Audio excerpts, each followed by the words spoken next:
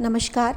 मैं मीना अरोरा उत्तराखंड हल्द्वानी से सर्वप्रथम सदीनामा बुलेटिन के संपादक श्री जितेंद्र जितांशु जी और प्रोफेसर कम्मो खटीक जी का आभार व्यक्त करती हूँ।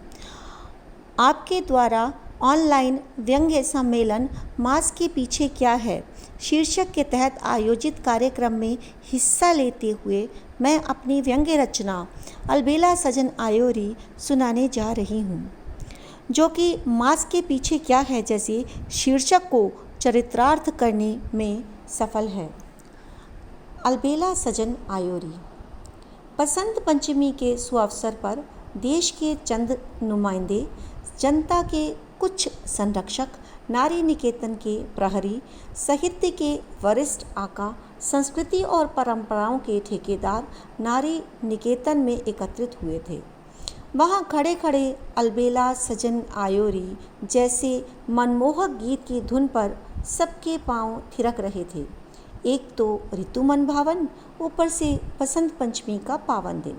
सर्वप्रथम माँ सरस्वती की पूजा होनी थी, शायद उसके लिए ही सब खड़े थे। आरती के थाल में दीप प्रज्वलित होते ही सब अपनी अपनी बारी को उतावले हो उठे। मान्यों ने एक दूसरे से आरती का थाल छीन झपट कर बड़ी आतुरता से उसे गोल घुमाया। माँ सरस्वती को वर्ष भर में एक ही दिन पूजा अर्चना करवाने का सौभाग्य प्राप्त होता है। पूजा अर्चना करवाने के मामले में माँ लक्ष्मी ने सब देवियों से अधिक अंक हासिल किए हुए हैं। माँ दुर्गा भी वर्ष में 2 बार 9 दिन का पूजा उपवास कर्मकांडियों से जैसे तैसे करवा ही लेती हैं। और तो और दुर्गा देवी के प्रकोप से भयभीत हो कुछ व्यभिचारी पुरुष कन्याओं के पांव छूकर आशीर्वाद भी प्राप्त करती हैं। शास्त्रों के अनुसार देवी सरस्वती विद्या, सरलता, सादगी और ज्ञान की मूरत है, सो उनसे किसी को किसी प्रकार के श्राप का भय नहीं। माँ सा विशाल हृदय रखने वाली माँ सरस्वती से भला खलनायक क्यों कर भयभीत होंगे। माँ सरस्वती की आरती कुछ मिनटों में निपटाकर बसंत के अभिन्न मित्र कामदेव मंचा आसीन हो गए। अधेड़ कामदेव अपने बालों और कारनामों को एक ही रंग में रखना पसंद करते हैं। मंच के सामने की कुर्सियों पर निकेतन में पलने वाली बेबस लाचार न्यूट्रिशंस के अभाव में सरसों के फूलों सी रंगत लिए मासूम बच्चियां सिर झुकाए बैठी थी। उन्हें स्वयं के हित की कल्याणकारी योजनाओं को उद्धारकों के मुखारविंद से सुनना था। अलबेला सजन आयोरी वाले गीत को कुछ देर के लिए रोक दिया गया। नारियों के हितों की बात करने को एकजुट हुए सज्जन पुरुषों को कुछ देर के लिए बसंत के अलबेलेपन से बाहर आना पड़ा। मंचासीन कामदेव गला खंखार कर बच्चों के कल्याण की योजनाओं पर अपने अपने विचार रखने लगे। कुछ बिना बोले भी अपना सूखा कंठ तर करने को अपने सामने मेज पर पड़ी बोतल को बार बार मुख से लगा लेते। पीले फूलों के आसपास राक्षसी नुमा कटीली बाड़ भी थी।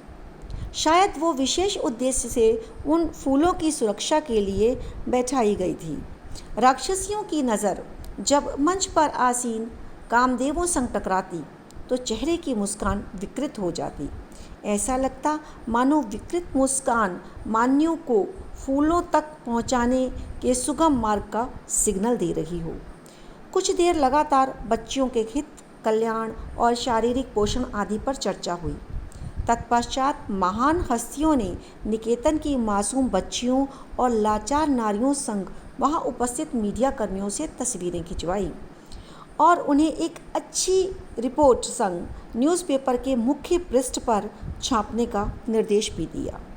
नारी कल्याण और उद्धार की समय सीमा समाप्त होते ही जहाँ कुछ पेट की भूख मिटाने को चाय समोसा खाने उस ओर चल दिए जहाँ जलपान की व्यवस्था थी, वहीं नारी उत्थान के चिंतक सुसज्जित कमरों की ओर प्रस्थान करने को उत्सुक थे। पर समय और माहौल इजाज़त नहीं दे रहा था। उन्हें अपने अंदर धधकती भूख को रात्रि तक रोके रखना था।